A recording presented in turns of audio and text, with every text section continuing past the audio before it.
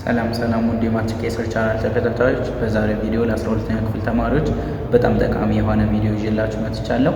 ይህም ቪዲዮ ማትሪክ ላይ ማወቅ ያለባችሁ ቁልፍ ነገሮች እንዲሁም ደግሞ ለማትሪክ እንዴት መዘጋጀት እንዳለባችሁ የምንነጋገር ይሆናል። እስከ ቪዲዮ መጨረሻ እንድትቆዩ አሳስባለሁ። እሺ፣ የመጀመሪያው ስለ ማትሪክ ማወቅ ያለባችሁ ነገር ምንድነው? ማትሪክ ቀላል።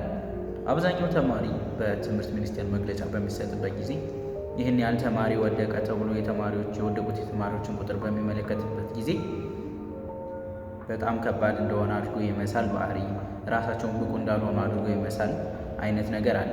ይሄ ደግሞ ምን አይነት ተጽዕኖ አለው? ሳይኮሎጂካል ቴንሽን አለ።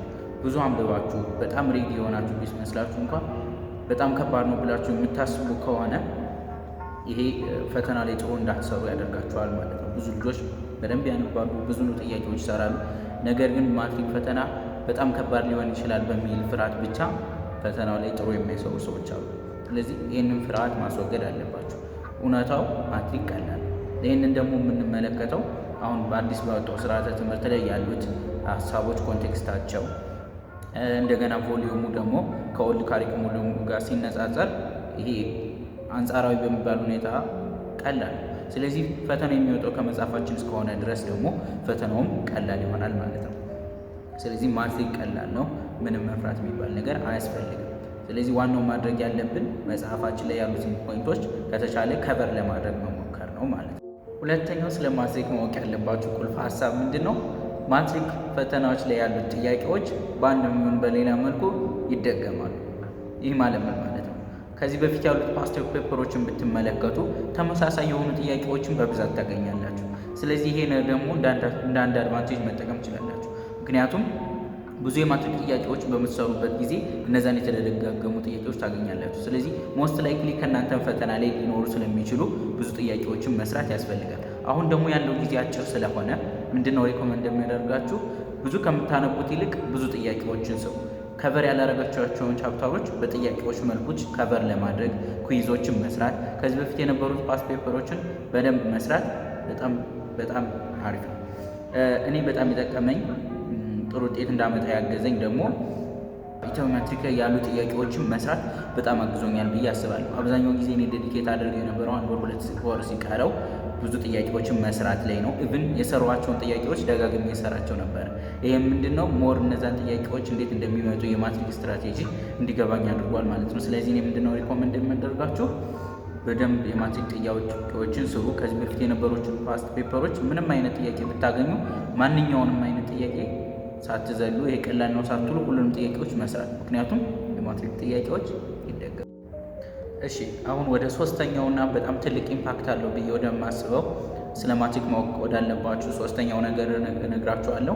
መጀመሪያ ግን ለዚህ ቻናል አዲስ ከሆናችሁ የሰብስክራይብ የሚለውን በተን እንድትጫኑ፣ ወደፊት የሚሰራቸው ቪዲዮዎች እንዲደርሷችሁ፣ ብዙ ፕሮብሌሞች ሶልቭ አድርጌ የምለቅላችሁ ቪዲዮዎች እንዲደርሷችሁ ሰብስክራይብ በማለት ቻናሉን ተቀላቀሉ። የኖቲፊኬሽን እንዲደርሳችሁ የደውል ምልክቱን መጫን አይርሱ። ሼር እና ሰብስክራይብ አድርጉ።